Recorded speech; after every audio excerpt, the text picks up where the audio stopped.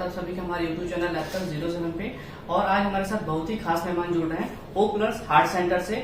और जो सर हमारे साथ जुड़ रहे हैं वो रांची सेंटर से जुड़ रहे हैं, जिनसे आज हम लोग बात करने वाले हैं हार्ट ब्लॉकेज पे। तो चलिए शुरू करते हैं। तो सर स्वागत है आपका हमारे चैनल पे। Thank you so much. Sir सबसे पहले हमारे दर्शकों को छोटा सा अपना इंट्रोडक्शन दे दीजिए।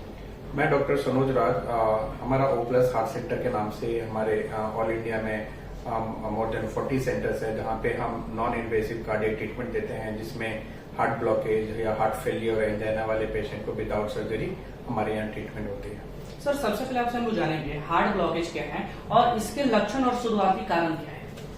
देखिए, बेसिकली अगर हार्ट ब्लॉकेज की बात करें तो हमारे हार्ट की जो ब्लड वेसल्स में जो फैट की डिपोजिशन स्टार्ट हो जाते हैं वहां से, और वो जो फैट की डिपोजिशन एक कह लें 70% या उससे ऊपर होने से हमारे जो हार्ट है उसकी जो ब्लड सप्लाई उसमें कम हो जाती है, जिसके कारण से आपको सीने में दर्द होना, भारीपन होना, सांस फूलना, ये सारी दिक्कतें स्टार्ट होती है। बात करें इसकी स्टार्ट होने का, ये रिलेटेड होते हैं। अगर हार्ट ब्लॉकेज की बात करें तो ये कहीं ना कहीं हमारे लाइफस्टाइल से रिलेटेड है। हमारे लाइफस्टाइल कैसी है, हमारा रूटीन कैसा है, उस पर बेस्ड होता है, और साथ में साथ हमारा स्ट्रेस लेवल, फूड हैबिट कैसा है, उस पर डिपेंड करता है कि आपकी जो प्लग फॉर्मेशन है, ब्लॉकेज की जो प्रोसेस है, किस एज में किस टाइम स्टार्ट हो सकता है। ये कभी भी हो सकता है, डिपेंड करता है आपके लाइफस्टाइल पे। और अगर बात करें तो पहले ये बीमारी 50-60 साल के एज में आपको देखने मिलता था, बट अभी यंग एज में 30+ वाले में भी काफी तादाद में ये चीजें काफी बढ़ रही है, ये केसेस हार्ट ब्लॉकेज की।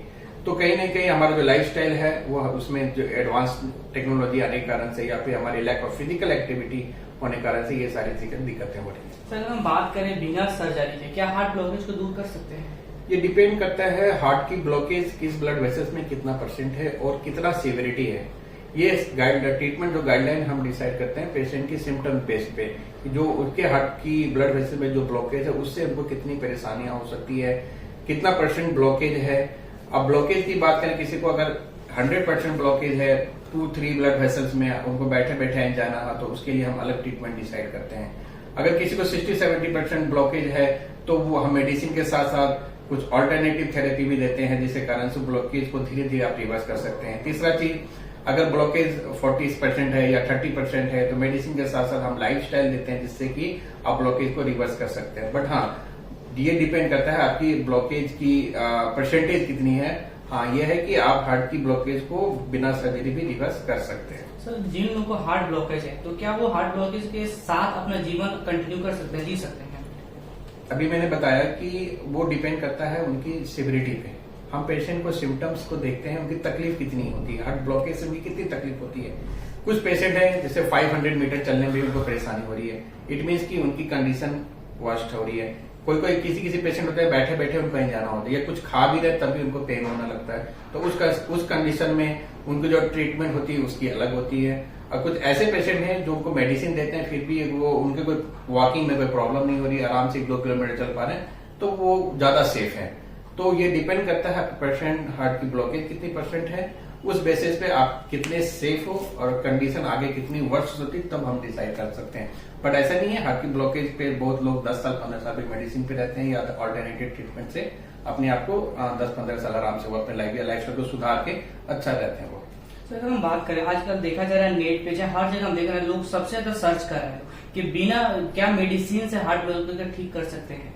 देखिए, हर ट्रीटमेंट के अपने अपने रोल्स होते हैं मेडिकल साइंस में।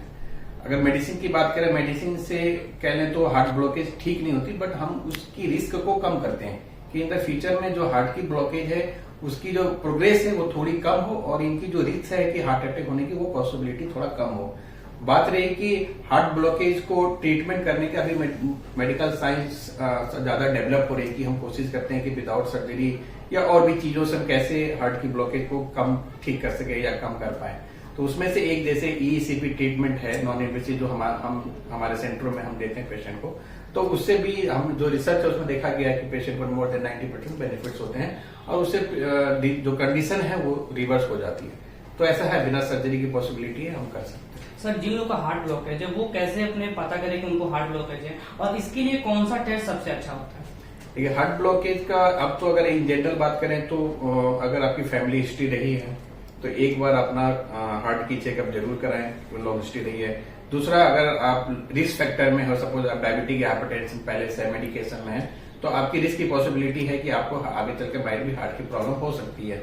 तो उसके लिए अभी सबसे बेस्ट है स्टार्टिंग जो टेस्ट होती है सीटी ईसीजी, पीटीएमटी, इको, उसके बाद होती है सीटी कोरोनरी एंजियोग्राफी, जो कि सीटी स्कैन से हम करते हैं, उसमें वायर की यूज नहीं होते हैं। वो नॉन इन्वेसिव सेफ प्रोसीजर है, 5 to 10 मिनट्स में वो प्रोसीजर सारा हो सकता है। तो उस टेस्ट से आप पता कर पाते हैं आपकी हार्ट की ब्लॉकेज की स्टेटस क्या है। सर अगर हम बात करें हार्ट ब्लॉकेज को नेचुरली कैसे कम कर सकते हैं? देखिए, कोई भी बीमारी मेडिकल कंडीशन होती है, कहीं ना कहीं हमें लाइफस्टाइल या हमारी हैबिट के कारण से होता है। तो अगर मैं हार्ट ब्लॉकेज की बात करूं तो उसके रिस्क फैक्टर को आपको कम करना पड़ेगा। रिस्क फैक्टर मतलब अगर आप ओबेसिटी है तो आपको कम करना पड़ेगा, आपको स्मोकिंग ड्रिंकिंग हैबिट है छोड़नी पड़ेगी, फिजिकल एक्टिविटी नहीं है तो आपको करनी पड़ेगी, आपको जो फूड हैबिट है जंक फूड वो छोड़नी पड़ेगी, आपका स्ट्रेस लेवल है वो कंट्रोल रखना पड़ेगा, और आपकी एक अच्छी नींद होनी चाहिए जो रात को सोने के लिए। तो ये 6 पैरामीटर है। तो आप लाइफस्टाइल को अगर उसके रिस्क को कम करेंगे तो जो आपकी बीमारियां हैं वो धीरे धीरे कम हो जाएंगी। तो आप लाइफस्टाइल मॉडिफिकेशन करके इस चीज को आप कम कर सकते हैं। अगर हम बात करें हार्ट पेशेंट वाले को, तो क्या खाना चाहिए और क्या नहीं खाना चाहिए डाइट में? अगर सिर्फ खाने की बात करें तो थोड़ी सी कंट्रीब्यूशन होती है हार्ट को पेशेंट को, बट उतनी कंट्रीब्यूशन नहीं होती क्योंकि आपके सारे बॉडी के जो पैरामीटर है वो सेट होनी चाहिए। अगर मैं एग्जांपल बोलूं, अगर आप डाइट सही ले रहे हो बट आपका स्ट्रेस लेवल ठीक नहीं है, आप ठीक से सो नहीं पा रहे हो, आप फिजिकल एक्टिविटी नहीं हो, तो ये डाइट भी उतना काम आपकी फिजिकल बॉडी पे नहीं करेंगे। हाँ, अगर सिर्फ डाइट की बात करें तो आपको मोस्टली इसमें फाइबर ज्यादा लेनी चाहिए। दूसरी चीज, जो मैदे से बनी चीज है वो बिल्कुल अवॉइड करें। जो फ्राइड आइटम है, फ्राइड मतलब कि तला हुआ चीज, जो कि तला हुआ होता है, फ्राइड मतलब ऑयल आप यूज कर सकते हैं, मस्टर्ड ऑयल वगैरह 1 से 2 चम्मच आप जो खाना बनाते हैं उससे आपके बॉडी में हार्म नहीं करेंगे। बट रिफाइंड जो पकौड़े हो गए या पूड़ी, वो चीज आप अवॉइड करते हैं। बाहर के जंक फूड आप अवॉइड कर दें। शुगर जो मिठाई होता है जो बाहर जो बनते हैं वो फर्मेंटेशन करते हैं हमारे पेट में, तो वो ज्यादा प्रॉब्लम करेगी आपको ब्लड वेसल्स को डिपोजिशन के लिए। तो ये कह लें कि अगर खाने की बात करें तो रिफाइंड आइटम या फ्राइड आइटम ज्यादा अवॉइड करें, घर का बना हुआ चीजें खाएं तो आपके स्वास्थ्य के लिए ज्यादा अच्छा रहेगा। सर थैंक यू हमारे साथ जुड़ने के लिए। Thank you so much. Thank you.